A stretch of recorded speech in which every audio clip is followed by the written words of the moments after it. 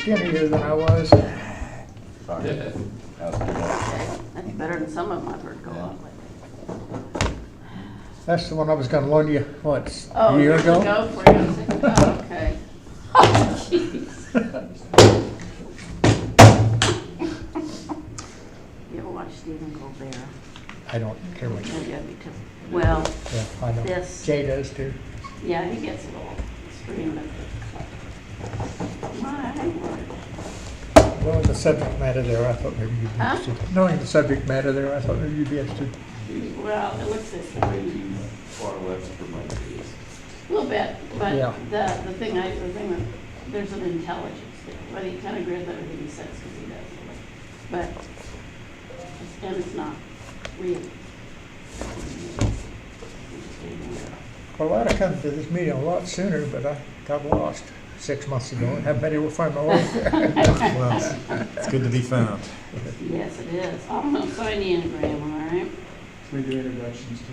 Yeah, we probably should, actually. Yeah. I guess we can go ahead and get started. First of all, welcome, everyone. It's great to see such a number of people here. This is very happy to see. So we do, I think, have some new folks and some perhaps returning people. So why don't we go ahead and do a round of introductions. So I'm Doug Gooden. I'm the NECAL Club President. Graham Bell, former board member and president, and longtime absentee. Toby Castaneda, Board member. board member. Janelle Bernard, she couldn't bother My answer, you guys are taking it. Janelle does our I thought I educational was. outreach. Yes, I'm yes. Dave Cromer, I'm board member and treasurer, and take the opportunity for anyone that's not a member. It's pretty easy to join our group, and it's very cheap, and there are some benefits besides hanging around some smart people, which I thoroughly enjoy. You can join via our website, which is necal.org, and there's a PayPal link there. Or That's you can great. just send in a check, and it's $35 for individuals, 40 for a family. Astro League is a good deal at $7.50. And then at, help me guys, is it June or July, Russ, where we go to half price? July, isn't it? July. Halfway through the year, all those go to half price. So now that the weather's getting nicer. And we also have members-only nights out at Far Point Observatory, which is completely different than our public nights. It's just when members come out and we can bring our scopes or share our scopes, and you can have talks anywhere from someone that's super smart or you just beginner and you want to know things, which is how I started a few years ago. So I encourage you that, and if none of that, you can just talk to me and I'll take your information and you can mail the money or write me a check if you'd like to join. So it's a fun group to be involved in, and the universe is incredibly amazing. There's room for applause. I'm Parker Lessig. I'm a relatively new member, and I got in at full price. Appreciate your money. Full price is still It good. is still part. Melissa Dunn Eversker. We've been here about 2 years. Brogan Eversker. Kurt Eversker, first time here. Did you say, oh, yeah, I see, okay. Heard a lot about it from Melissa Brogan. Oh, yeah. Also the drivers. Did you say your members? Yeah. For 2 years? Well, I was a member and then I just paid, so now I'm a member again. But we joined a couple years ago. Did you just pay? Because I just got something on my Yeah, I phone. did just pay. So are you Melissa? I am. Okay. Okay. I think the last names get me. I in charge of membership, so I'm sorry for taking that time. That's okay. What's the last name on it? Eversker. Everskirt, because it comes across with Dunn. Right. And that's confused me a couple of years ago, so I'll make sure I'll get it right. Thank you. Yep. Jeff Goodman, first time visiting here, looking to join. To attend some of the viewings at Far Point. Yeah, I was gonna say, yeah, you look familiar. I Yep. thought so. I haven't been. Oh, you haven't been, well, your name Not is, yet. your name is, I've seen you somewhere. I've been back in town for almost 3 years. Oh, really? Yeah, I'm from well, Topeka, born in Forbes, went to Highland Park High School. Oh, yeah. Then I lived in Lawrence, went to KU for a while. uh-huh. Worked at Allen Crest for 11 years. Oh, yeah. I did a presentation out at the Highland Park High School just about 2 weeks ago. It's great to be a Scot. Well, let's just put it this way, things have changed a lot since we were there. Yeah. Yeah. But, yeah, I did. Mhm. Okay. Brent, Member, regular member. Very talkative. We had trouble shutting him up. And Werner, your regular member. one of the leading smart guys in Yes. astronomy. Michael Reese, first time here, found out about this group through a astronomer out of Denver, Colorado. Frequently has a live presentation on TikTok. Very interesting, very interesting. It's unusual. We find something we both find interesting on TikTok. So. I'm Courtney Reese, Mike's wife. I'm new. Lynn Kress, I'm a new member from this spring. Russell Valentine, member. Forever. Sanford Pomerantz member. I'm the psychiatrist that keeps the group sane. He thrives. It hasn't worked for any of us. That's like sweeping back the tide. And Gary Hug just walked in, founding member of the club and amazing guy, smart guy. And very, very, very old. Quite yet. I'd like to also add that Gary and I'm drawing a blank on your first name. That's all right. Graham. It says Graham. somebody else's Graham, last name. Co-discovered a comet, Mhm. which shows up about every, 6 years? 7 Almost years. said, yeah. And then we are on the property of Mission Valley High School. And I've always told the superintendent out there that I would take an image of an asteroid called Mission Valley. And Graham is the one who discovered and named that. So I'm waiting for the asteroid to come back around. It's a little too far out in the solar system right now, but the superintendent wanted a picture of the asteroid to put up in the board office. So Mission Valley has an asteroid named after him, which they did not know, or at least the Well- current group. The current group. Nobody, nobody out there now. You're really Yeah. doing One it time this they- time, so it isn't so. Yeah, a new group of people. Wasn't passed on. By the way, it's not necessary to give me credit on that picture. I planned on it. Don't. All right, well, for those of you that are new here, our usual procedure for the meetings is to have a few club announcements, club news, sort of, and that sort of thing. Then we usually sort of talk about a particular, or at least it ends up being a constellation that I think is particularly interesting. I always put in a plea, though, anybody wants to throw one out there, I am all ears. And then we usually have some kind of presentation, which tonight is about the sun. So we'll start off as we usually do with announcements, club business. Anybody have anything? These are our upcoming events, by the way. Of course, the general meeting here you know about because you're here. Next general meeting is May the 25th. There's a public night 2 nights after that. That would be a Saturday night. Of course, those are always weather permitting. And then you can see the schedule through June as well. So these are our kind of scheduled events. We also have member nights. Is there one coming up? Well, we don't put that information on our Yeah, public stuff. webpage, Yeah. but yes, there's a members night coming up. Russ will be able to say it. Okay. And then all of that information's on our website for the new people. All right. Any other announcements? Any sort of good of the order announcements? Anything? Just a quick note, I pulled the camera out of the tom wall, and I'm working on the tom wall, getting it restructured a little bit on the front side, so hopefully we'll have better control over that front side. Thanks. I probably would call you up and say, it's not working.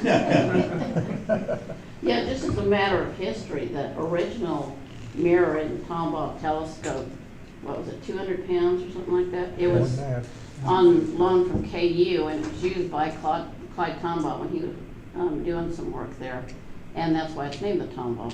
And then just recently we have a new, is it a mirror? You call it a mirror? Yes. Yeah. Okay, I wasn't sure. Anyway, it's a new technology, so we didn't, we were able to, Gary was able to shorten the, you know, when you see the picture, that big long black thing sticking, well, it's a lot shorter now. And so it's still kind of in its testing phases, but. It was, it went from an F55 to an F3. So we gained a lot in width of field of view. We lost a little bit of length, which was really good. Yeah. Because believe it or not, a tube that's sticking up 14 foot above the ground is not necessarily windproof. So Ed, it's a really big change with the new mirror, and then we also got a grant for a super duper camera. So it's really changed volume. What camera are you using now, Gary? Right now, we're using my 286. It's a QHY 286, which is a APS-C size chip. Yeah. It's 3.76 micron pixels, so they're packed in there pretty good. So you know, we get pretty good field of view with that. Our other camera, which is being fixed right now, unfortunately, and hopefully we'll be back very soon, is a full frame, 35 millimeter full frame chip, and it also has 3.76 and it's back illuminated, so it's very sensitive. Yeah. So it's a pretty amazing camera. CMOS. It doesn't, you don't have to use dark frames with it. It's just. Come on, you kidding me? Hey, I might get interested again. It's when we used to have to do dark frames and flat fields and all this other stuff. You still have to do flat fields and perhaps maybe a bias shot, but that's about it. And no darks. If you measure the intensity of the 1/10 of a second shot versus 100 second shots, it's exactly the same. The background. It doesn't change the background at all. That's amazing. Is that monochrome? Yes. Yeah, they are. And we have filters. We have red, green, and blue photometric filters, actually, which can be used for color shots or for photometry. And the photometry aspect is really what we're interested in. Yeah, we do a lot of asteroid near-Earth object research. And thanks to this guy right here, Russ, smart guy, all of it is remote. I can sit in my living room and hunt for asteroids. It's awesome. Don't have to drive out there anymore. Gene would let me get involved again that way. And in theory, the 12-inch and 16-inch could be remotely run that way also. Well.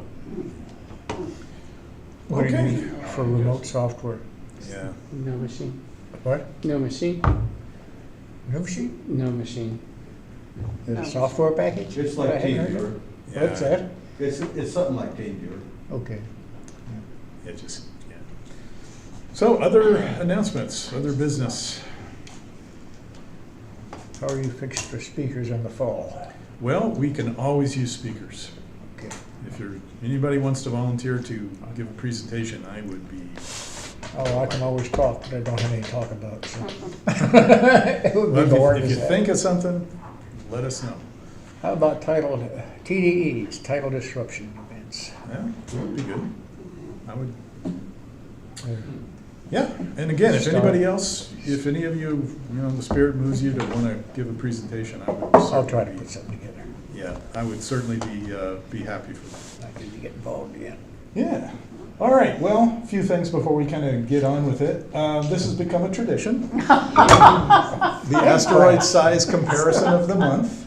Last month it was Boardzoid dogs. It is eggplants. So an asteroid the size of 48 eggplants passed by that was yesterday, day before yesterday, something like that. Yeah. Also, these come from the Jerusalem Times. And so they also pointed out that it was Israel's 75th Independence Day. So anyway, that 48 there's an eggplant, just to give you some idea of the, according to Wikipedia, eggplants can be from 5 to 12 inches, which would make the asteroid, I don't know, I figured it all out ahead of time. Not that big, really.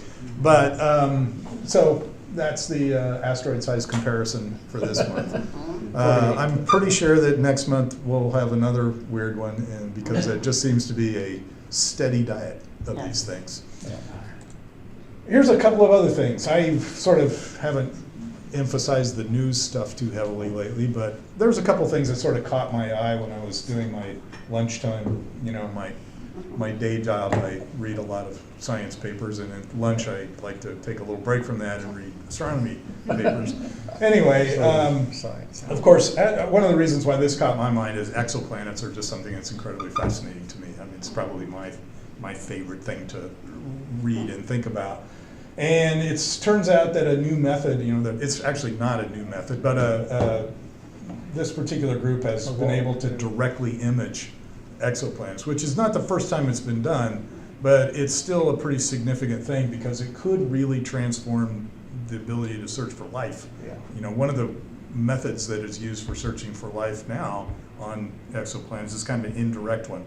You have to kind of look at the light coming from the star and think about that coming from the planet passing through the atmosphere of the planet, and you kind of have to infer things. And it's a very complex type of observation to make. This would simplify things pretty considerably. So here's a little video. This is probably one of the reasons why this is 86 megabytes or something. There's some thing. The technique they use here is to essentially kind of use an occulting thing to block out the star, and then you can kind of see what's around it. And you can see this object moving around. This is a very large exoplanet, probably nothing that would be supportive of life. This is probably more like a Jupiter plus, but still it was kind of a significant thing because it does sort of represent a step forward in the ability to be able to detect life. I made a sort of an informal bet with a friend of mine on when we'll find the first, the royal we here, he and I are obviously not involved in this, the first evidence of what could be considered life will be. I think I was on the near side of that bet. I guessed no later than 2028, so that was my guess. And there's nothing much writing on it really, but I think it's just kind of a fascinating thing right now. So that was one thing that sort of caught my eye. The other thing I wanted to talk a little bit about, I always like to, I've for the past several months kind of focused on a constellation. And I've usually tried to pick something that I think, like I said, is interesting to me. Again, if anyone wants to make a presentation on their favorite constellation, I would be happy to yield the floor for that. But I chose one this month that at first kind of might seem a little underwhelming, to be honest with you. This is Lyra. And Lyra is the harp, so it's not a mythological character or a beast of any kind. It's a musical instrument. It's a relatively small constellation, but it turns out it has some pretty interesting story that goes with it. In some ways, maybe the story that is interesting is not so much the harp itself, but the owner of the harp. It was what kind of turned out to be sort of interesting. So the owner of the harp that's represented by this is Orpheus, and here's a representation of Orpheus. Orpheus was one of the sons of Apollo, was a bard, a very talented singer and entertainer, and was so talented that was able to essentially mesmerize animals, and even trees would respond to Orpheus's wonderful musical abilities of playing and singing, and in fact, in even rocks would respond. So this was such a talented musician that was able to literally charm inanimate objects. So often in mythological representations, Orpheus is depicted like this. He's holding his harp here, his lyre, and he's surrounded by animals who are all enthralled by his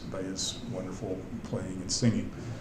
Orpheus, by the way, this name kind of shows up a lot because particularly in musical contexts, right? There's a lot of theaters are referred to as Orpheum theaters. That's a nod to Orpheus.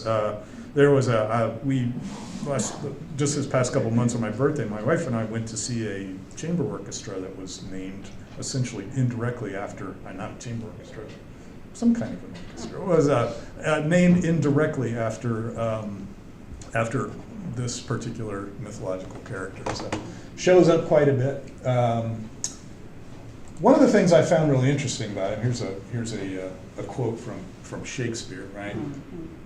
Orpheus has not just living things, but the natural world. And his music, his sweet music, is such art that it kills care and grief, right? It cures care and grief. So this is a quote from Shakespeare that kind of refers to Orpheus's great ability to play music. And I'm not really sure what exactly this comes from, because I'm definitely not a Shakespeare scholar by any means. I find it very hard to read, but this was Shakespeare's tribute to Orpheus. And here's again another representation. This is a mosaic, a tile mosaic that, and you can see here Orpheus is playing, and this bird here is enthralled by the music.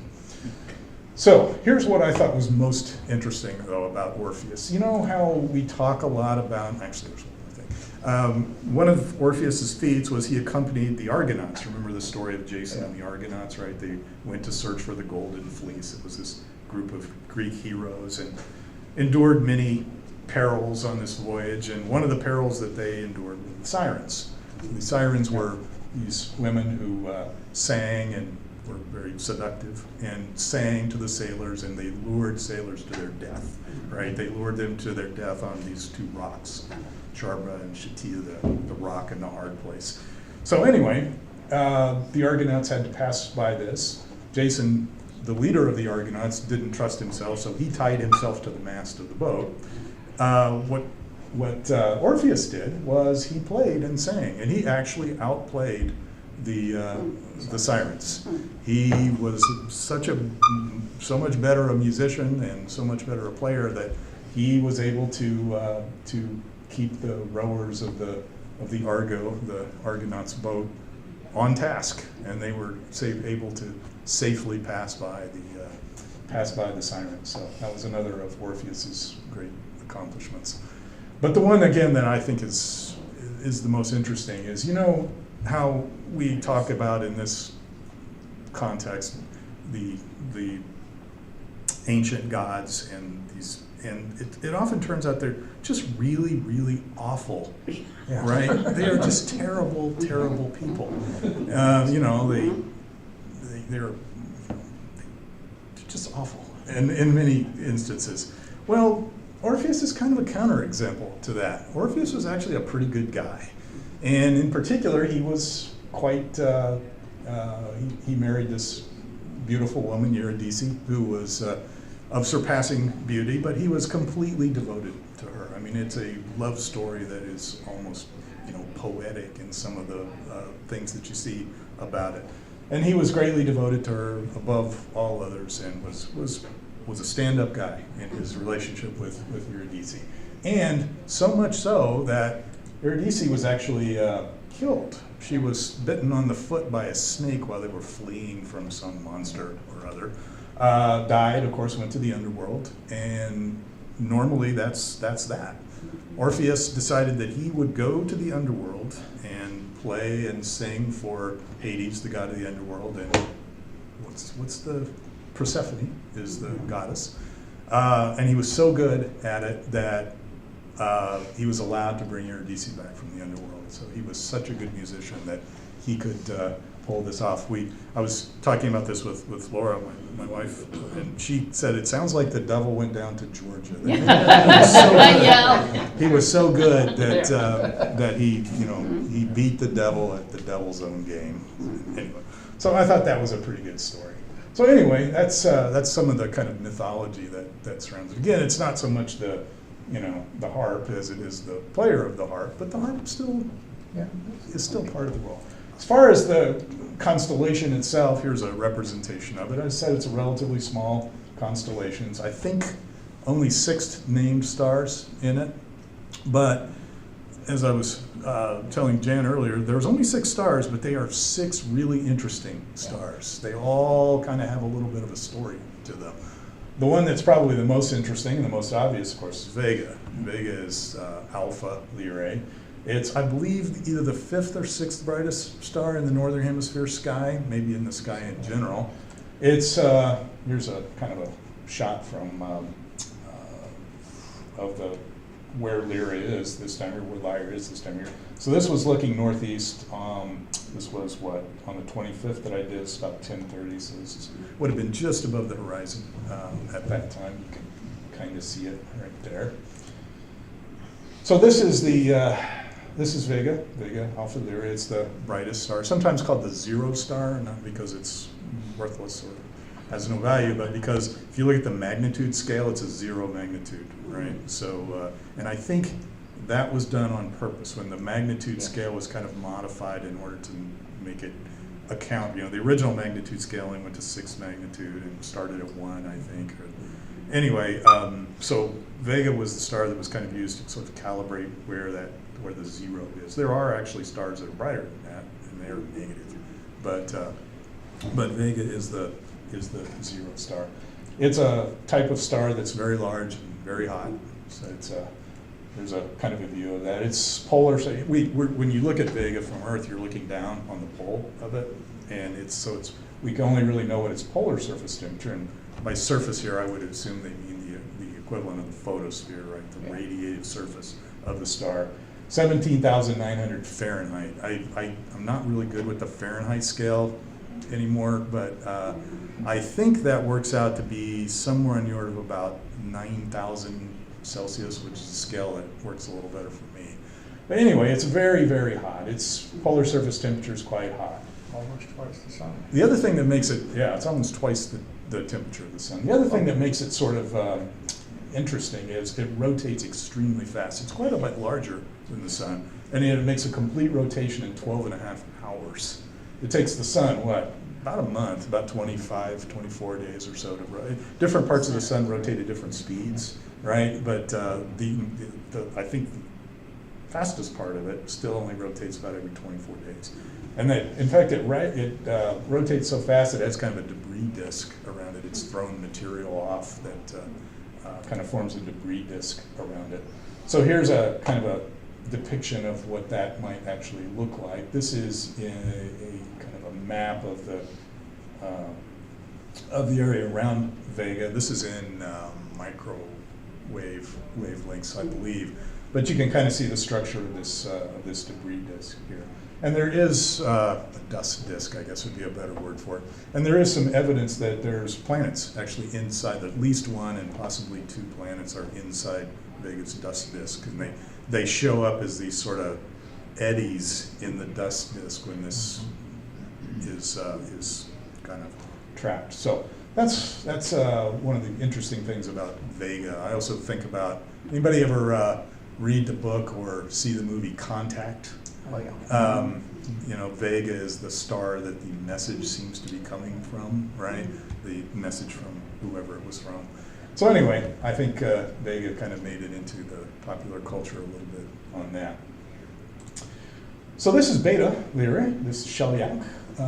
This one has also got some kind of interesting, it's a double star. And in fact, it's a double star that is almost a contact binary. It's not quite. So binary stars are stars that orbit around one another, right? They're typically a type of variable star. They get brighter and dimmer as you watch them over time. And stars like any star, they have this sort of gravitational structure to them, right? So there'll be this thing called Roche limit, the gravitational limit, and when stars get close enough together, it starts to distort their shape. They become, instead of more or less spherical or kind of oblate spherical, they become oblong, spread out. In some cases, they can actually come into contact with each other if the star fills it out to the Roche lobe exactly. So Sheliak is not quite to that level. This is actually a little animation. Again, one of the reasons why this is probably such a bloated sized presentation that kind of shows the dynamic of this.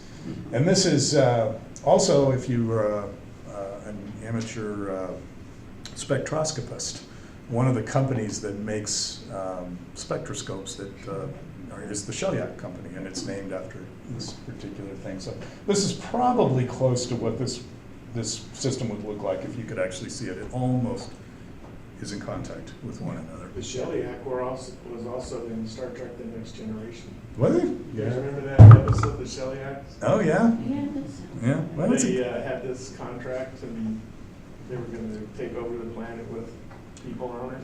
wow. I understand the Roche limit is what caused the rings of Saturn, but apparently there was a moon that got a little bit too close. Yeah. And got torn apart and created the, Yeah. see down with the rings.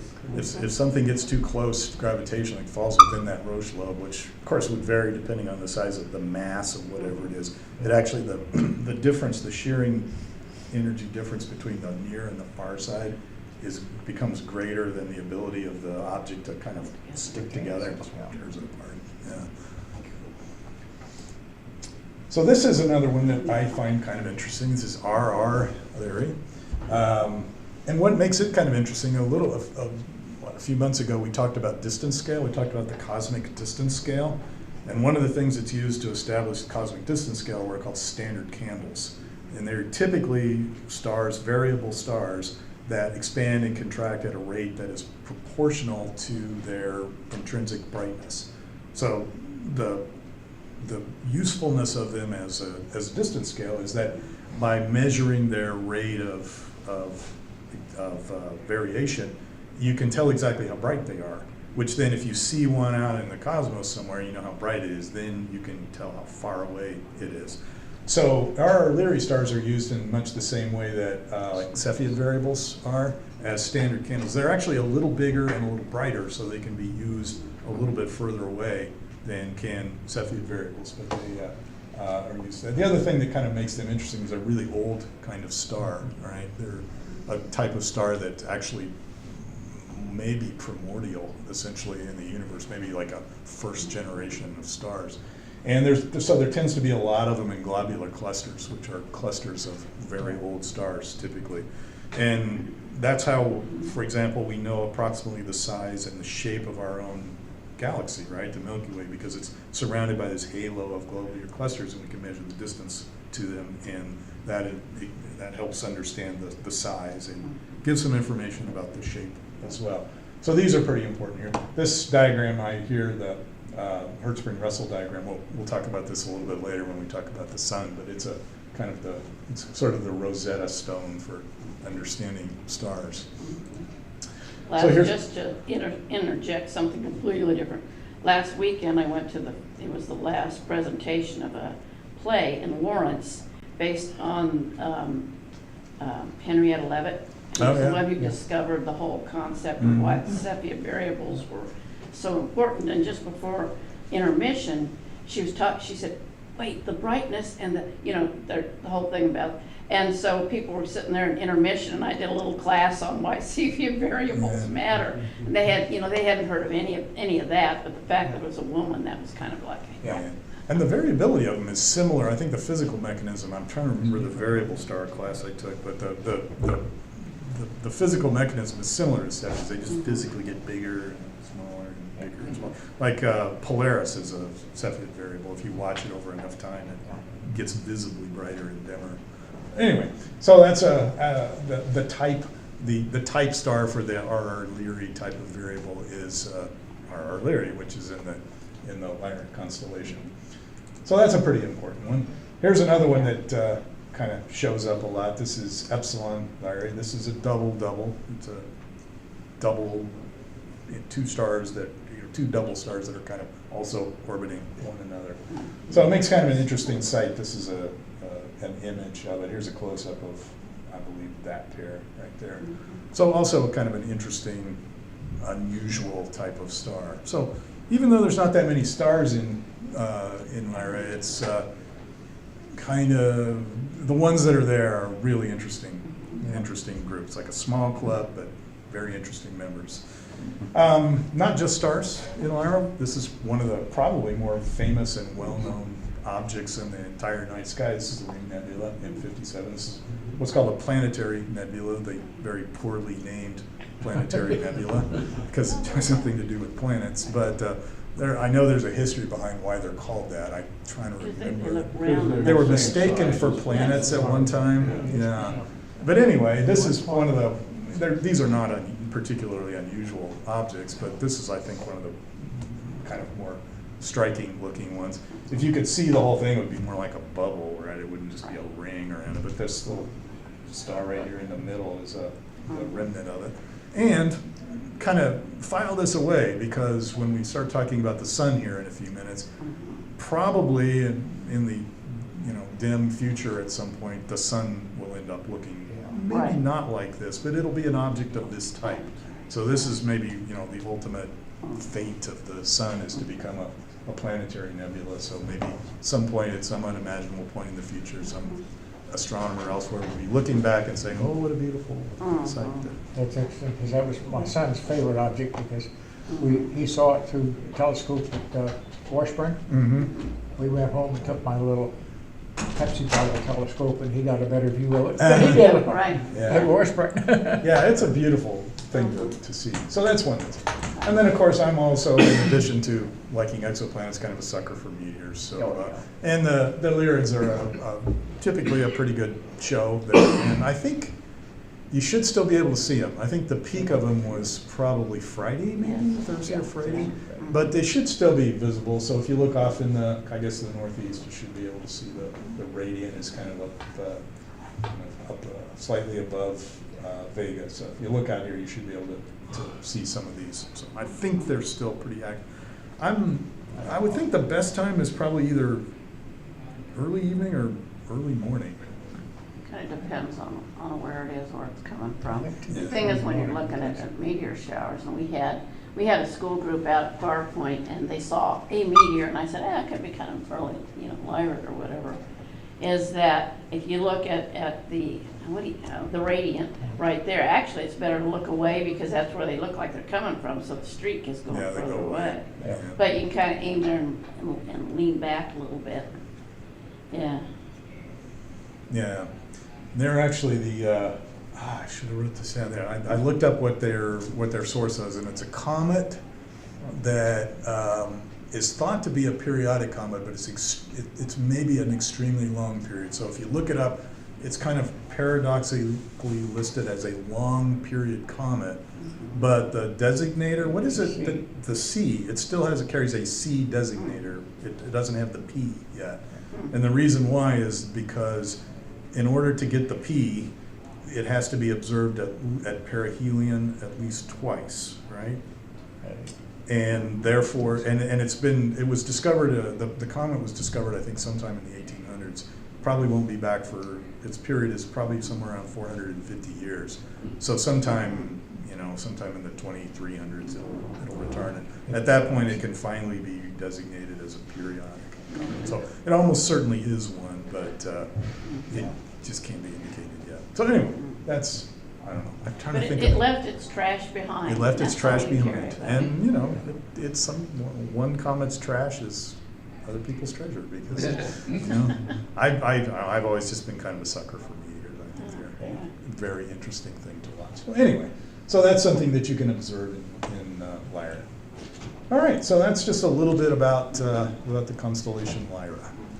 And again, the same plea as ever. If you want to give a little spiel on your favorite constellation, I would be happy to yield the floor.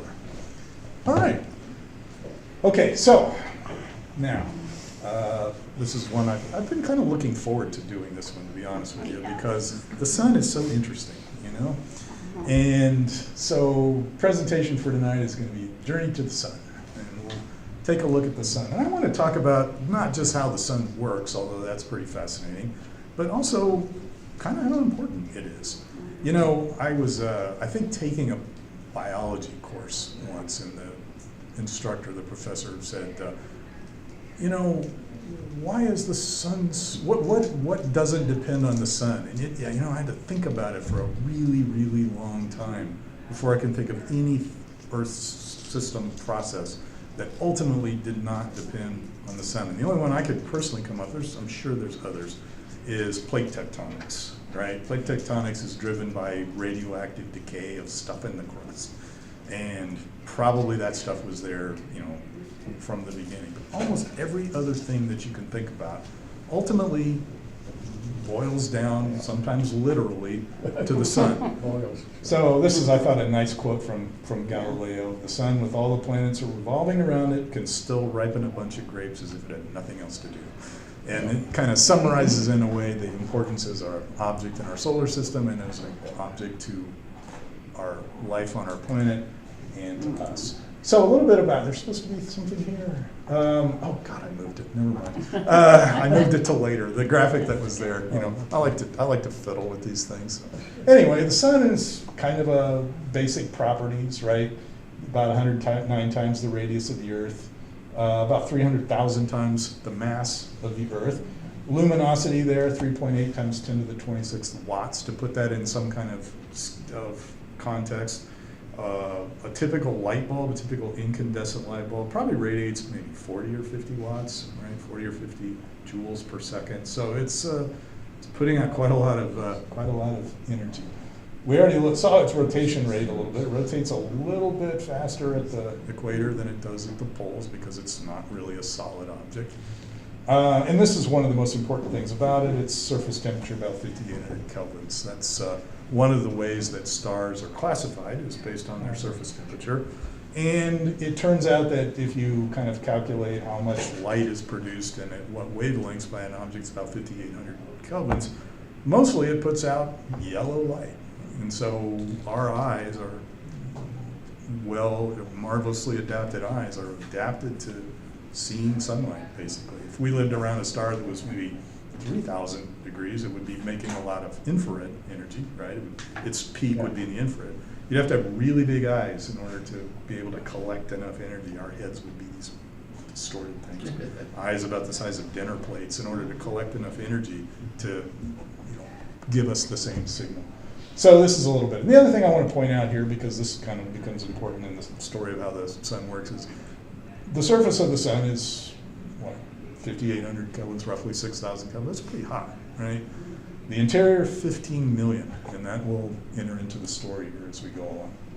So one of the things you often hear people say about the sun is it's a regular star, it's an ordinary star, it's a boring star, it's a run-of-the-mill star. Is that really true? And the answer to that is, yeah, maybe, but maybe not either.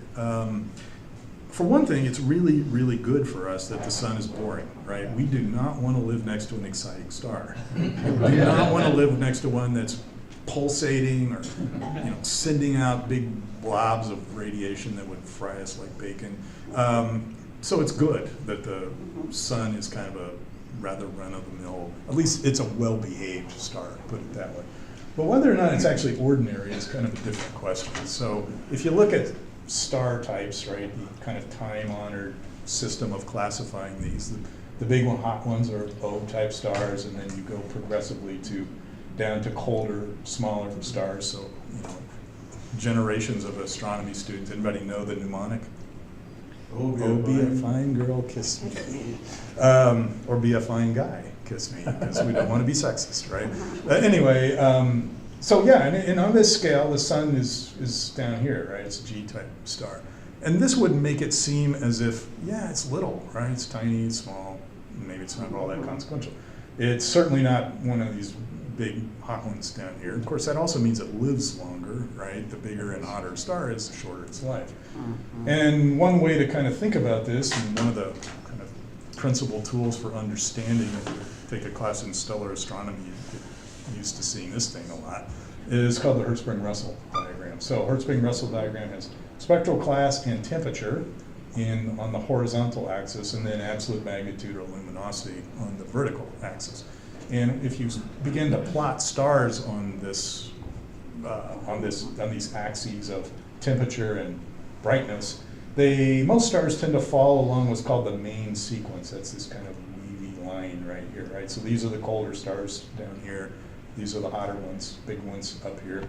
Of course, some of them are kind of off the main sequence for varieties of reasons, right? Stars reach, there's our Lyrae site, right? Star right there. The really, really big ones kind of fall up here, right? All of these are, but the ones that are on the main sequence here are the ones that are probably more common. So there's the sun. It's right kind of in the middle of the main sequence, which again kind of suggests that maybe it's just a ordinary star. But if you look at it this way, it isn't, right? There are a lot more small dim stars than there are big bright stars, just like human populations, right?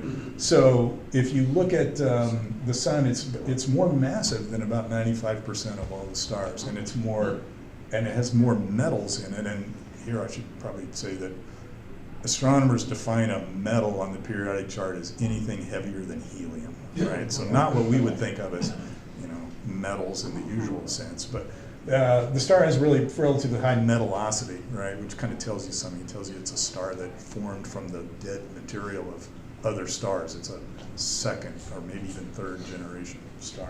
So anyway, if you look at it that way, it's not really all that normal, I guess. So I guess the way I kind of tend to think about it is it may be ordinary, but it's not typical, right? It's actually a relatively large and mature type of star. So this is for anybody that wants to kind of diss the sun by dismissively, it's actually a pretty good sized star. All right, so how did the sun come to be?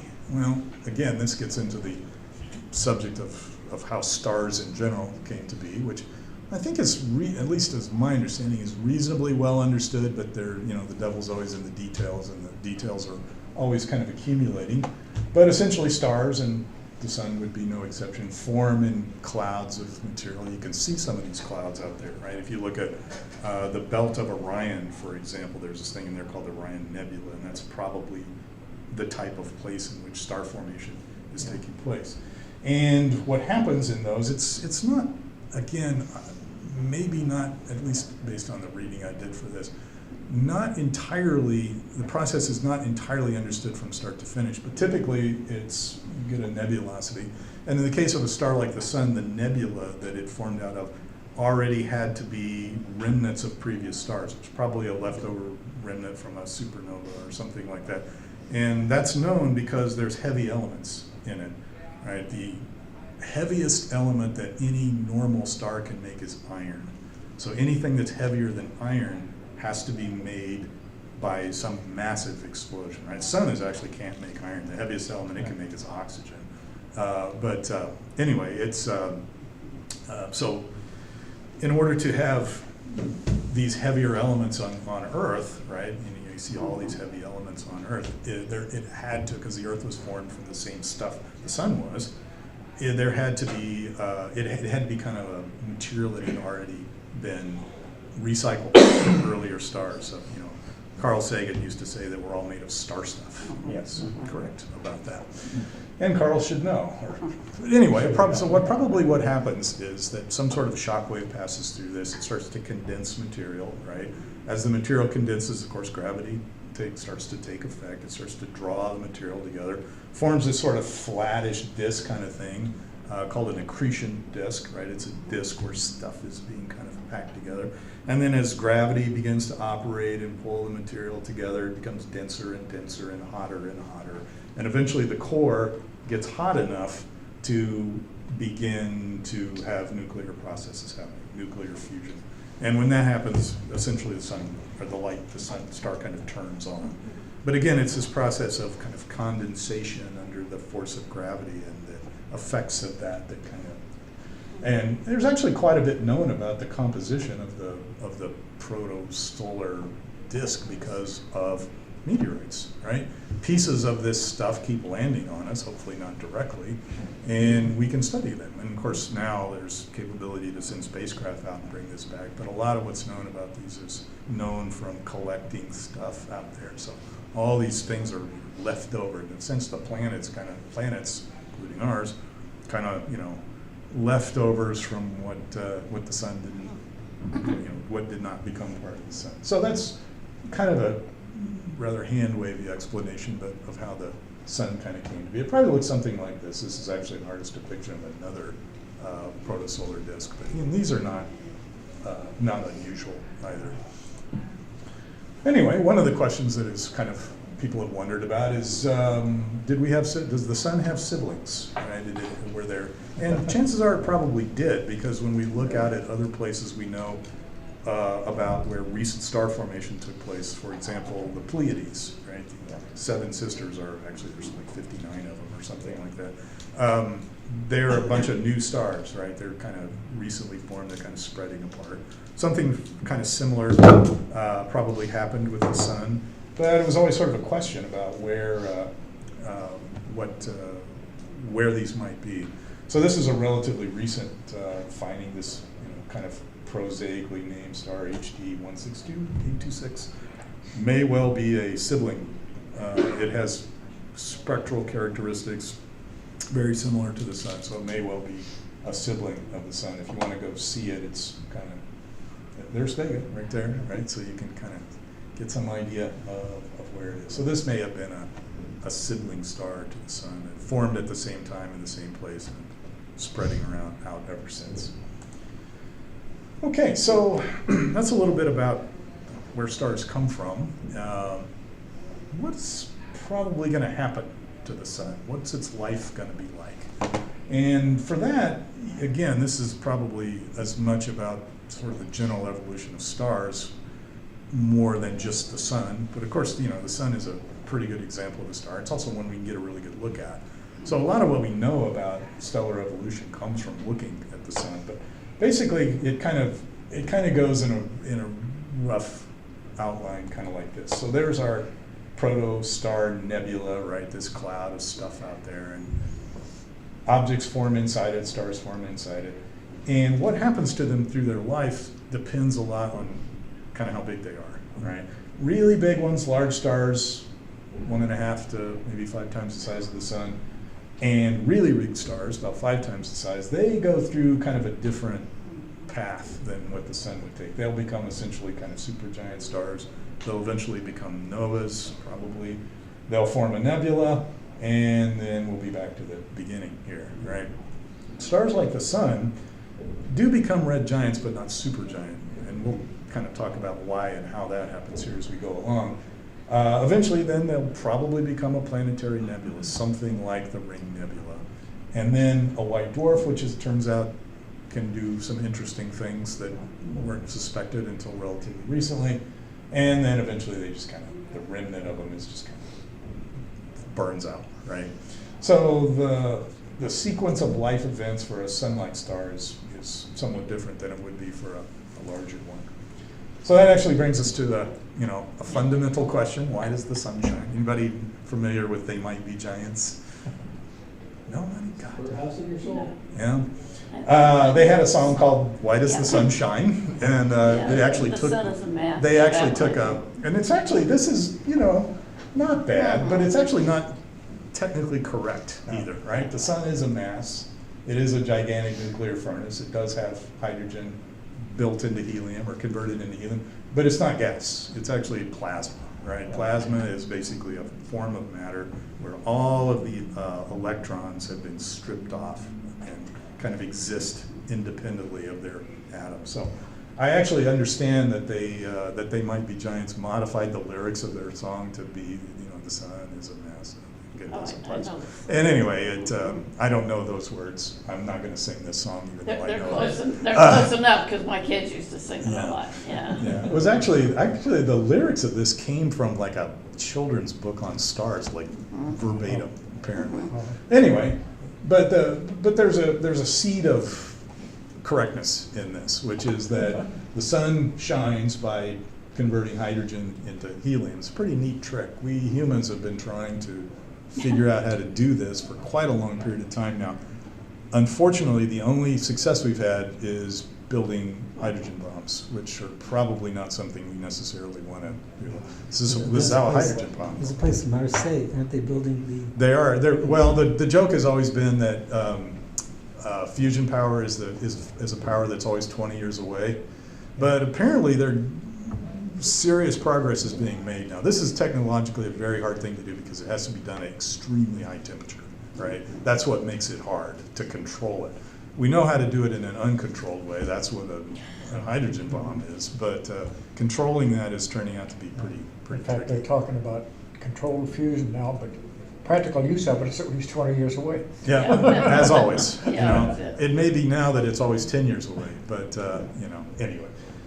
But as far as kind of how it happens, you kind of have to take a look down inside the sun, and of course, this is based on a lot of kind of essentially theoretical understanding, but it's probably pretty solid. So, sun, of course, has all these kind of layers to it. The outermost layer, I guess maybe the layer that you can see, the radiative surface of the sun is called the photosphere, right?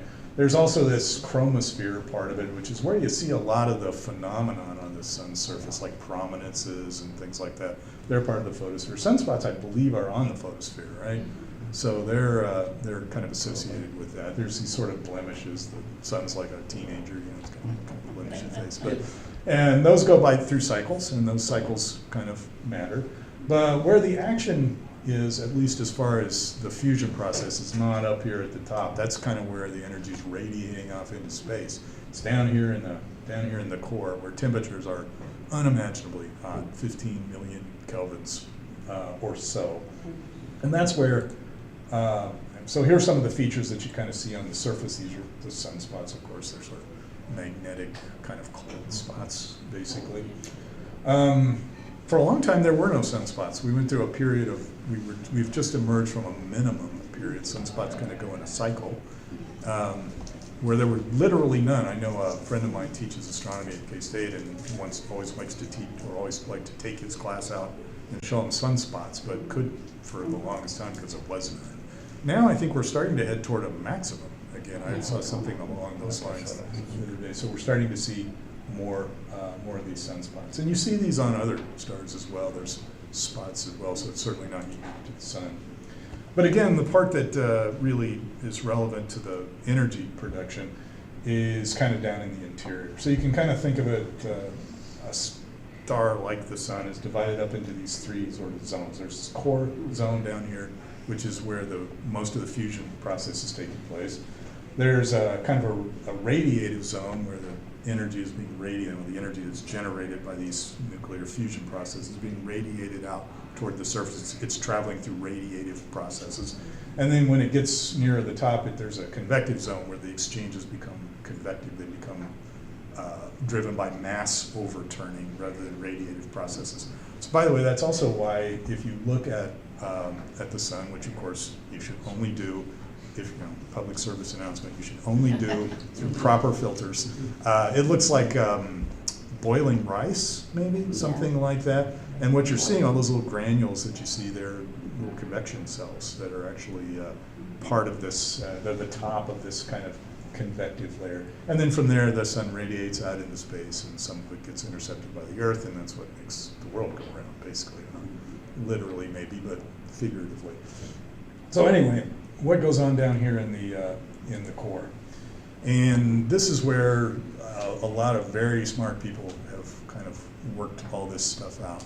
But the major process, the hydrogen burning, and I kind of put scare quotes around burning here, because it doesn't burn in the same sense that, like, you burn a piece of wood or something. It's not combustion, but it's fusion.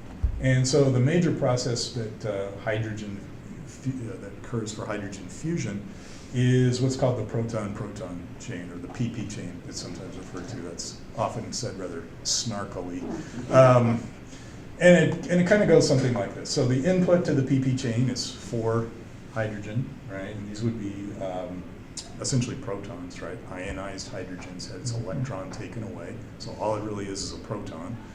4 of those go in, 2 of them come out, 2 come out, and an atom of helium come out. But there's some kind of intermediate steps here that are also part of the process by which this has come to be understood, basically. So first step, these 4 hydrogens get essentially kind of squeezed together. Remember, this is happening down at the core of the sun. Unbelievably hot, unbelievably high pressures, right? So they're being squeezed together under fantastic temperature and pressure. That process produces a positron and a neutrino. And one of the tools that astronomers use to kind of probe this is neutrino observatories. Really hard to see a neutrino. They don't really do much. They don't interact much. So neutrino observatory is usually a big, big tank of cleaning fluid, basically. And when the neutrino passes through it, every once in a while one will interact with one of them. It'll produce a little bit of a different kind of radiation, and that's detectable. So that's one of the ways that astronomers understand the emissions from the sun, is by detecting these little tiny ghost particles, right?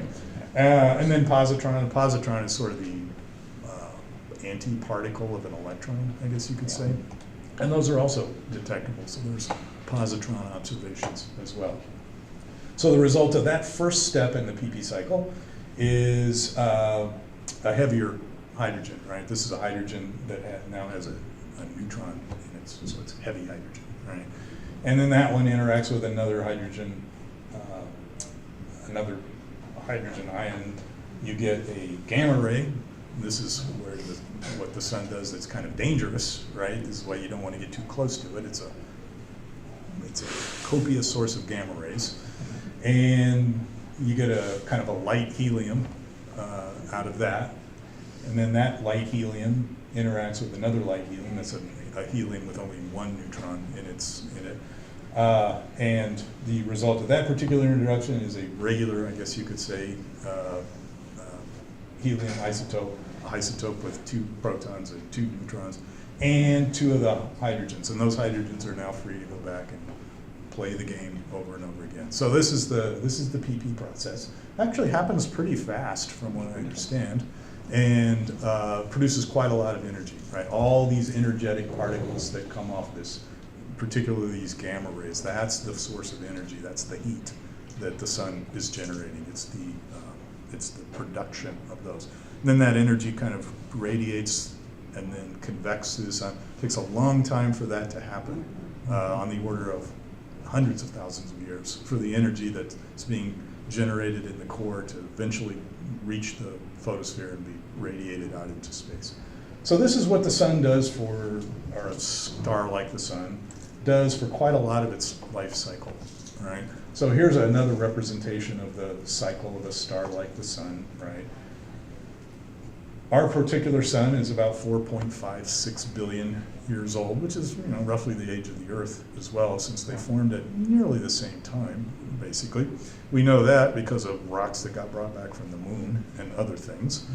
And during that time, the sun's been kind of gradually warming up, and it will continue to gradually warm up. So it'll get a little bit warmer and a little bit bigger through its life. This is not happening very fast, although it happens slow enough that I'm a climatologist by training, and one of the mysteries of the early Earth climate is why it was so hot, and yet the sun wasn't as bright. Yeah. You know, it's called the faint early sun paradox. And the answer to that is not a topic for tonight, but it does sort of illustrate the fact that you know, the sun has been getting steadily warmer throughout most of its life, and it'll kind of continue for several billion more years, right? We don't really need to worry about the sun during our relatively short lifetime. But at some point, it's going to run out of helium, or run out of hydrogen, and then interesting stuff starts to happen. So once the hydrogen is exhausted, it starts burning the helium. And again, this is burning in quotes because this is not a combustion process, it's a nuclear process. And this one's called the triple alpha process. So the triple alpha process basically says that you get 2 heliums, right? They are fused together. They produce gamma rays, so this is also going to be producing quite a lot of gamma radiation. And you get a beryllium. And the beryllium gets mixed with another helium, and you get carbon. So the end product of the triple alpha process is carbon, which is one of the reasons why if you look at planetary nebula, the remains of stars like this got a lot of carbon in them. And that's because it was created during this period of time when the sun, or when the star was mainly combusting helium. When that happens, the star gets a little different, right? It gets bigger, less dense, but also cooler, and it becomes a red giant. Right? So this is kind of a comparison of the interior of the red giant. Interior of the red giant is actually in some ways a little bit simpler, right? Some of the processes are a little bit less involved. But yeah, you've got this carbon oxygen burning down here in the core. We'll talk about the oxygen here in just a second because I got my slides out of order. But but that, again, that fusion is mainly happening deep down. That you get these radiative processes, and then you get the radiative surface of the sun. So this is now a red giant. It's not a red supergiant like Betelgeuse or something like that, but it is a large reddish star at this point. To put it in perspective, current sun about 4.6 billion years old, right? we consider the habitable zone, which is basically another way of saying any place liquid water can exist, out here somewhere, right? We're in the middle of it, yay.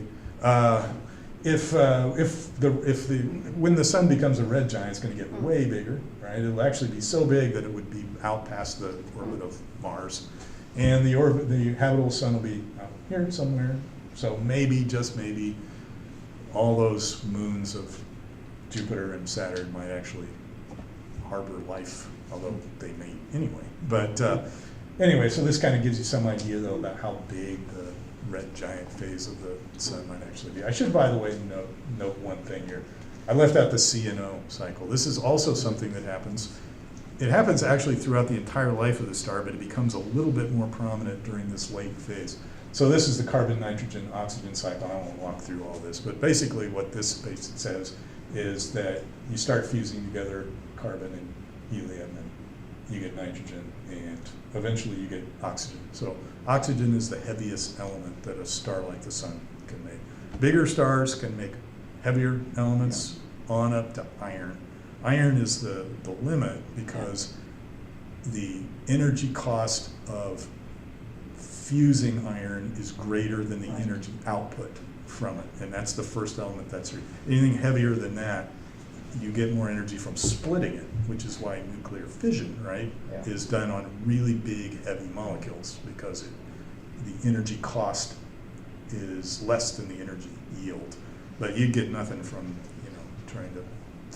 Yeah, they always said that once you get to iron, that almost is kind of like the shutdown point of a star.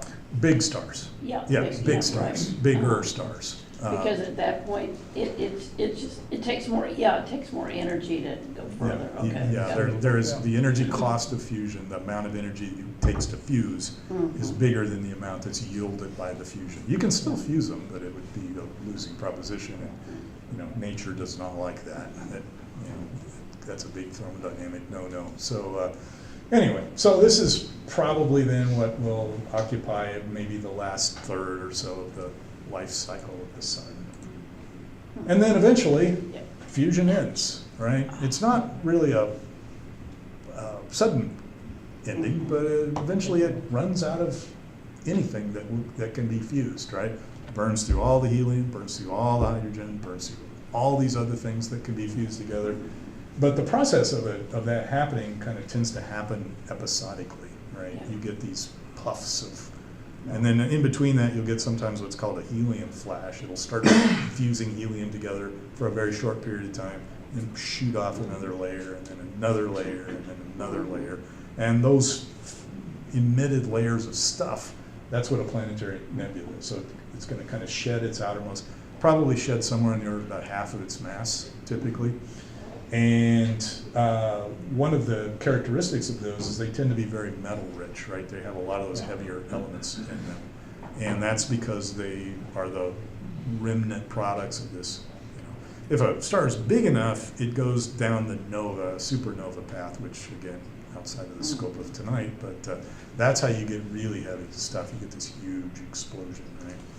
And then eventually, the star reaches a point where the forces that hold it up, right, the energy forces that tend to push it outward, are overcome by the gravity forces, right? It's still got considerable amounts of mass, so it's still got a lot of gravity, potential gravity, and it kind of gets squeezed together, right? It gets kind of compressed down, and it becomes a white dwarf. So this is kind of the last stage of the life of a star like the sun. That outward hydrostatic pressure can't hold up the star anymore, and it collapses under its gravity, forms this really highly dense core. Those tend to be very rich in carbon and oxygen, and initially they're very hot. They kind of cool off through time. Eventually they would become a black dwarf, but rich in carbon and oxygen. Although there's some interesting findings that suggest that they might have encores. This is I thought kind of an interesting example of that, because this is something called Sakuri's object. And Sakuri was a Japanese amateur astronomer who discovered apparently a new star, and it turned out to be a white dwarf that had a helium, that suddenly started fusing helium again. So this is a view of it in several different wavelengths of light here. And when they examined this object a little bit more closely, they found out that it did actually have nebulosity around it. It was a planetary nebula, but the white dwarf in the center of it had decided that it was gonna, have another life, another shot at life. So these are kind of like zombie stars that come back to life for a little while. So anyway, I thought that was kind of interesting also because of the involvement of this amateur astronomer. I believe Sagittarius object is in Sagittarius. All right, so that's something about the sun as a star. What about its importance to us? I mean, let's be honest here. That's what really matters. How important is it to us, right? Well, it turns out, obviously, that it's supremely important to almost every process that you can think of on the Earth system. I chose this little painting here largely to kind of show the sun and the Earth. But if you look at this image over here, all this stuff that's going on here, back in an earlier life I was a weatherman, so I was like looking at stuff like this. All that stuff, all those little swirls and eddies and all that movement, that's all solar energy being converted into mass motion, and water being converted into vapor and back, and all the energy that drives that stuff comes from the sun. And if you look real close, you can see all this green stuff here, right? That's driven by the sun too. So very important for the functioning of the Earth as a living system, right? We think of the Earth as a living planet in a way. It's dominated by life, and it's life that's driven almost exclusive. The only exception I can think of is there are bacteria on the floor of the ocean that are not powered by sunlight. They're powered by energy coming up from the core, right? Other than that, everything is driven by. So sun does some kind of, solar energy does some kind of interesting things in the Earth system. We got a little treat here, last week? We got a little example of that. So here's kind of a representation of the magnetic field of the Earth, right? It has these magnetic force fields around it. It's a good thing, right? If these were not there, we would not be here, right? All that stuff coming from dangerous, high energy stuff coming from space would have burnt us down before we even got a chance. Right? So the fact that the Earth has a magnetic field is pretty essential to life. And it also interacts with the sun in kind of, at least solar energy, in kind of interesting ways. So you get these particles of material coming in, ejected by the sun, right? They get into the Earth's magnetic field. The magnetic field kind of directs them, force lines. And you can often end up with these aurora, right? Happens when you get those highly charged particles that get accelerated by that magnetic field, and they produce a type of light that is visible. So here's a nice shot of an aurora. I have seen an aurora once, and it was a really, really pretty underwhelming one. I was in Texas, of all places, on my way back. We were driving back one evening to Kansas, and we kept seeing this weird white glow off on the horizon. I'm like, what is that? And finally it's the aurora. But it wasn't a very good one, right? This is a good one. That's like the one I saw. And I think some of the people that saw one here locally may have seen something kind of similar to this. From the image that you sent, where the camera took the aurora, you could see the little white. They look like the white like columns, which is how I've seen them before. And so those of you who actually really saw it, did you see any color in that aurora? No, I just saw it from the camera at Farpoint. Okay. So roughly about height 2/3 from the top down of that image, and Yeah, it's kind of similar to. Yeah, that's the only thing I've So seen often from right. here. Well, one time there was this great big kind of a red. It's almost like it's separated out. One time, but it's the curtains. Yeah, The curtain and thing. the place to see them obviously is at high latitudes, Yes. right? And I've seen photos of some of them, they're just spectacular. They look, you know, you see video, it looks like it's shimmering almost. And it'll be an amazing thing to see one of these days. And I think they get sound from it too. Yeah. You can hear that sometimes. Yeah, but it's just the kind of the acceleration of these particles and And the colors come from the different elements that are being excited too. Yeah. That's another thing you can look at. Some of the, there were some good pictures taken from my hometown of Wyoming this week. And the first one I saw just was spectacular. It was when I lived in Wyoming, and we were driving about 60 miles out, a friend of mine out to where we worked as chemists. And out in the middle of nowhere, and all of a sudden out of my window I saw something. And there was actually a hill to the west of us, or to the north of us, but we stopped the car and you could see that come clear up almost overhead. really. Bright reds and greens primarily were the one I remember, but it was just flooring. We just sat there for 10, 15 minutes Yeah. soaking it up. Yeah, I think it would be a sight to see. But this is, you know, an interaction of solar radiation with, or solar particles, I guess, Yes. radiation, with the Earth's magnetic field. Yeah. There's also types of phenomena that are interactions between solar radiation and our atmosphere itself. This is what happens when some of this energy, you know, some of these little photons of light get into the atmosphere and start, you know, interacting with ice crystals and things like that. And I always kind of like these things. Again, atmospheric phenomena are sort of interesting. This didn't show up as well as I would like. This is a picture I took from when I was coming back from somewhere. Can you see that right there? Yeah.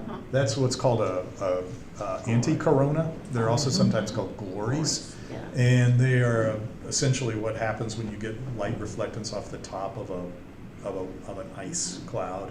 And if you actually looked at the crystals of ice that form these, they look like little prisms, and that's kind of what causes that refraction. These are called sundogs, Yeah. and those are caused by also by little ice crystals, but a different type. Right. They have to be kind of flat and six-sided in order for this. So they'll deflect light 30 degrees, or refract light 30 degrees. And so you always see the sundog 30 degrees off of Yeah, the, right. it's as if you're kind of looking into a bubble, basically. And of course, this would be a rainbow, obviously, right? This is what, this is refraction from liquid particles, not ice. And you always kind of see the structure of these. And one of the things I've always found interesting about rainbows is nobody's ever looking at the same one. Because even if you're standing, you know, 2 feet away from your friend, the rainbow is kind of almost in a volume, right? And so you're looking at just a slight little different thing than they're looking at. So it's not exactly, everybody's always looking at a different rainbow, unless you can figure out a way to be exactly in the same spot. So anyway, this is another type of atmospheric phenomenon that comes from interaction of sunlight. I didn't realize, just to let people know, I didn't realize how easy it could be to see sundogs until I happened to see my first ones. I was wearing sunglasses that had, you know, they were looked just like that. Were they polarized glasses? Huh? Yeah. Were they, Yeah, that's the thing with the polarized, the sunglasses, you could see it looked just that bright, but then when I took that off, you couldn't see them at all. Yeah, yeah, they're that process of passing, polarizes it. Light is polarized when all, you know, light kind of travels in a wave, right? It's polarized when all the waves are lined up with one another. Right. That's that's why Polaroid glasses, they basically, if you could see them up close, they look like a very fine picket fence kind of, and they exclude. Right, yeah, they line them up. It was, to me, it was really astonishing the difference though, between when I took them up, because you could not see anything and they were just that dominant, And it was really pretty cool. We had one not too long ago. There was some sundogs I saw on my way to work, and I think I took a picture of them, but I couldn't find it. It wasn't as good as this. So this is a slight variation on the rainbow. If you happen to be at the right place in like a skyscraper, instead of seeing just the arc, you can actually see a full, complete circle. I've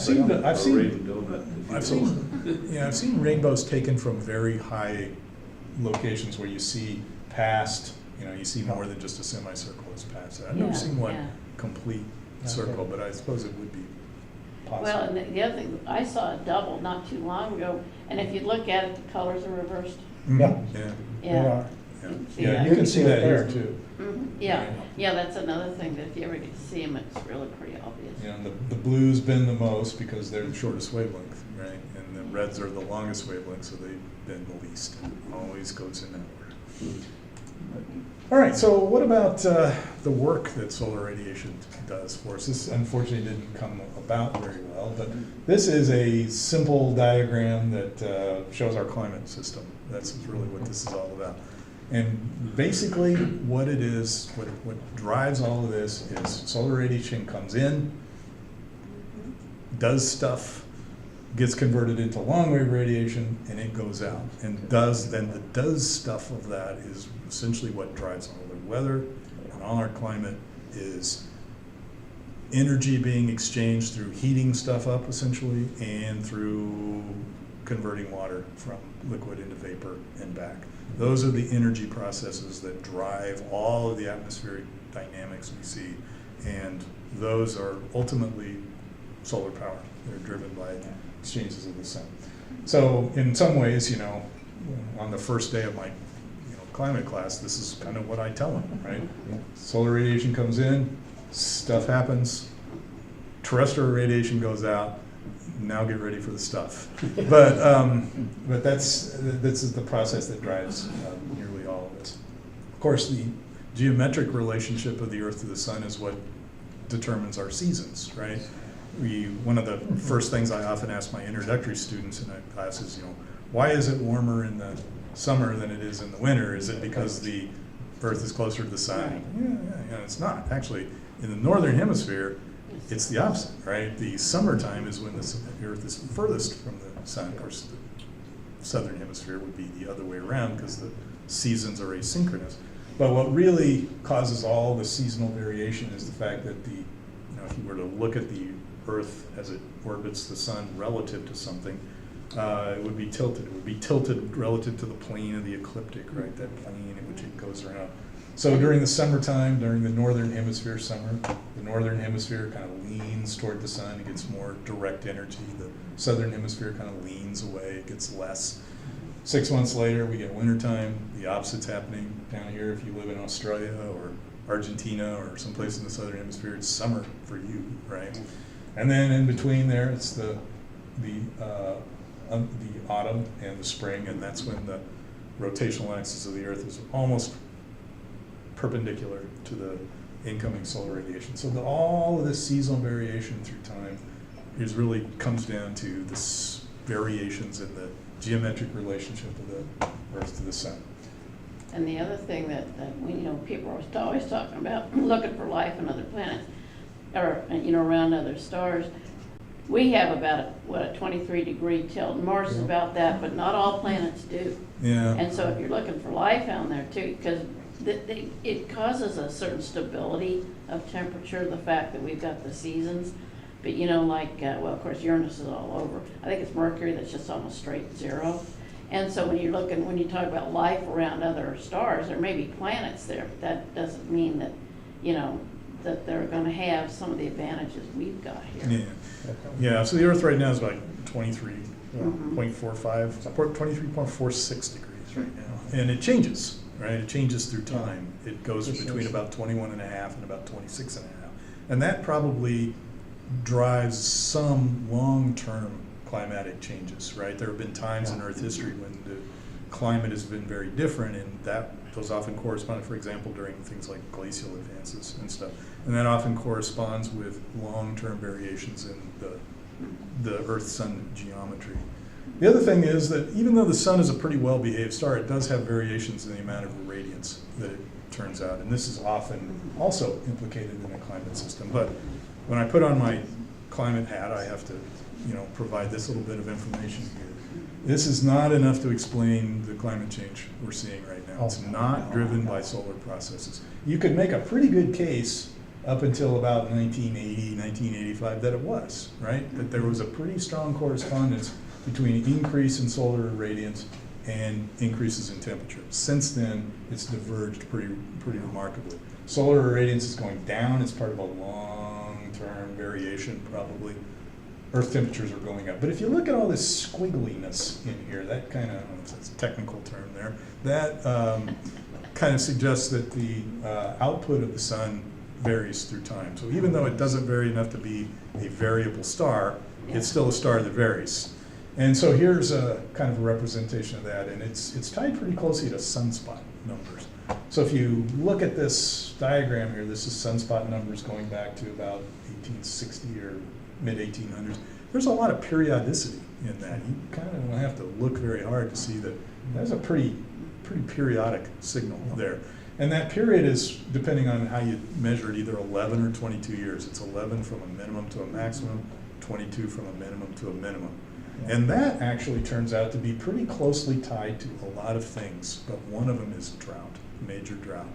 So if you look at the occurrence of droughts through time, they often correspond to periods of solar activity. And this is shown up in tree ring records in the US Southwest. It's showed up in coral reef remnants, right? There's been lots and lots of proxies that support this. And there's also some pretty intriguing things that are possibly associated with this. One of them is pandemics.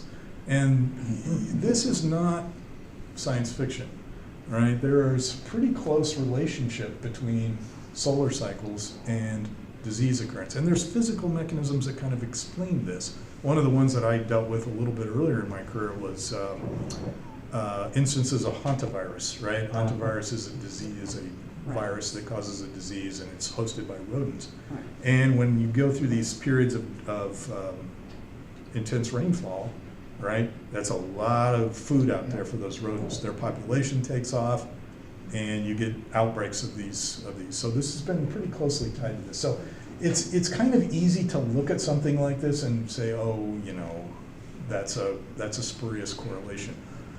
I'm not necessarily going to say that it's a deadpan cinch, but it is, the science behind this is actually pretty good. What's not so good is this. This is something, again, that we were looking at the other day. This is sun and historical events, right? And this is, I think, a pretty good example of, you know, people who should stick to studying the sun and probably not think, because I'm sure you could go through and pick any combination of years in here and find historical stuff, because something historical happens every year. But anyway, I thought this was... Handpick the ones you want to call. Yeah, you just cherry pick the ones you want, right? And anyway, the theme here seemed to be either revolutions or communism, or the end of communism. But anyway, so I just kind of throw this in here to sort of, you know, give you a heads up that. But here's really the one that I think of most. This is a trick that plants know how to do that is kind of miraculous, right? Photosynthesis, the ability to take solar energy, carbon dioxide, water, turn it into food, basically food for us, or food for things that are food for us. This is a pretty amazing process right here. Photosynthesis is, I would say, the most important thing that happens every day on Earth, because we are totally dependent on it. It is for humans. So this is the thing that, you know, so this is the thing that sort of kind of seals it for me, the importance of solar energy, the driver of it. It's fundamentally at the energy basis for all life. All right, so that's a little bit about what the sun does. How about culture? This is something that you could probably spend a lot of time talking about, because the sun is obviously just a super important thing in the human history of cultures. It's been very important in religion, right, as a deity. The first one that always comes to my mind is Ra, the sun god of Egypt. There's some depictions of Ra, often shown in a chariot moving across the sky, right? One of the major deities of one of the later historical periods in Egypt, but it's not the only one. Apollo was often, you know, Apollo was kind of the god of everything, including the sun. So Greek gods, and again, Apollo is often depicted as a charioteer as well, kind of a thing that follows through. This is a Hindu, Surya. This is an unusual solar deity in that very peace-loving. Normally, solar deities tend like Mars. They tend to be aggressive, warlike, much more peace-loving. But again, depicted as a charioteer, there seems to be this kind of coherence of that. So these are all cases of deities. This is one that also a little unusual. This is Amaterasu, a relatively minor, actually, Japanese deity, but associated with the sun. And actually, Japan is the land of the Nippon, right? The land of the rising sun. And the Japanese flag is actually the symbol on it is actually a representation of this goddess here, of one of the Shinto goddess. Aztec. I'm not going to try to pronounce that one. I think it's something like along the lines of Huitzilopochtli or something like that. But that's one of the sun gods. The other is Tonatiuh. There's often depicted in the Aztec calendars. Again, these are very aggressive deities, as some of the solar ones tend to be. Apparently, I can't pronounce this, but apparently it means the hummingbird or something like along those lines. Anyway, another example of a religion. The word is so much bigger than the bird. And in Christian tradition, even though the sun is certainly not, it's not a deity, obviously, in the Christian tradition, there are a lot of solar-related things which may be kind of carryovers from earlier religions. One of the pretty common ones is that a lot of major religious structures are aligned with the sun, particularly like major cathedrals and things. They often have that big rose window in them, and then it's set up so that the sun will come through at particular times of the day. So while certainly not a deity in the Christian tradition, there are many sun-related in popular culture too. I mean, you think about it, there's a lot of words in our, like sunny, right? It's a disposition, a good disposition, right? So we tend to like to go gather in the sun. It feels good and it's pleasurable for some. Apparently not Dave, but some. People are, there's still this sort of primitive instinct, I think, to kind of, if not worship the sun, then at least sort of pay homage to it, right? These are people gathered on one of the solstices, I think, at Stonehenge, right? Which is actually a device that kind of marks the position of the sun. This has always been one of my favorite photos. This is the Salk Institute in San Diego, lined up with the equinox. So this fountain lines up with the sunset position on the equinox. Sun brand, things that are kind of considered. Well, I was going to say, they go crazy in New York because of Manhattan Henge, the whole thing like that.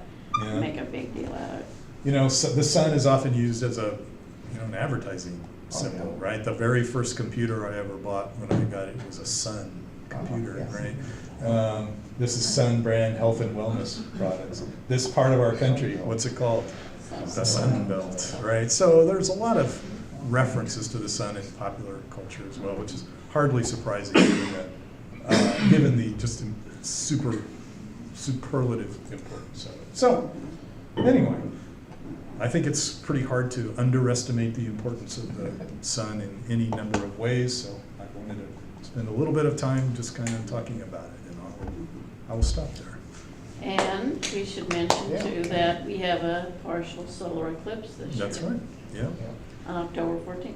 Yeah, there'll be a partial annular eclipse? Yeah. Yeah, it won't be annular here, Yeah. Uh-huh. So, very good.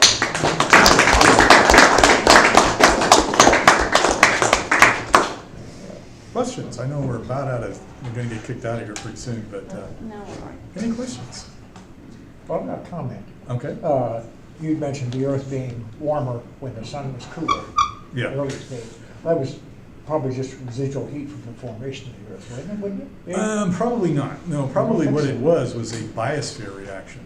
It was probably the composition of the biosphere then was such that it could process heat in a kind of a different way. In fact, the great oxygen catastrophe, when the atmosphere and life went from being dominated mainly by carbon dioxide to being dominated by oxygen, may have kind of been spurred in part by the fact that the sun was kind of changing. Okay. Yeah. If you go someplace like, west of Denver, there's a place called Red Rocks, right? That's a place that kind of preserves the memory of the great oxygen catastrophe. If there are no other questions? There's one particular curiosity in the night sky, Sirius, I guess pronouncing it. Sirius. There's stars like that one that tend to appear like they flicker, like different colors. I was wondering what your take is on that and what the cause might be. I don't know about flickering different colors. Sirius is not a Yeah, very, the flickering like the red really and bright green. ones are considered, and Sirius is the brightest one. Sometimes it'll say that it kind of sparkles in colors. I think that's more of an atmospheric. yeah, that sounds like an atmosphere. Yeah, but you can, it has to be a really bright star. I've seen it with Sirius. Okay. But, and it's because of our atmosphere. That's why stars twinkle. You're up on the space station, they don't twinkle. And Betelgeuse doesn't seem to flicker like that, so it just doesn't. Yeah. Yeah. The beetle guys have Betelgeuse, around. 36 different pronunciations. Yes. I It's a call little redder and it's it a little Betelgeuse. bigger. When there was this movie out there for a while, Yeah, oh Beetlejuice, Lord. yeah. Oh, God. I think it's So pretty glad much- that's No, over. don't say it 3 I'll times. say it. Oh, Three yes. times. I know. Yeah, well, in order for something to intrinsically change color, it would have to intrinsically change temperature. Mhm. I also heard Yeah, that some studies have suggested the radius of the Milky Way is not the circumference, or the diameter is not 100,000 light years across, but that 100,000 light years might actually be the radius, not the diameter. I don't know if you've heard any, I don't know. I've think not more heard about that. those studies. That's a heck of a big difference. Yeah. Geez, Chris. Well, again, thank you all for coming. As ever, if anybody wants to take the floor some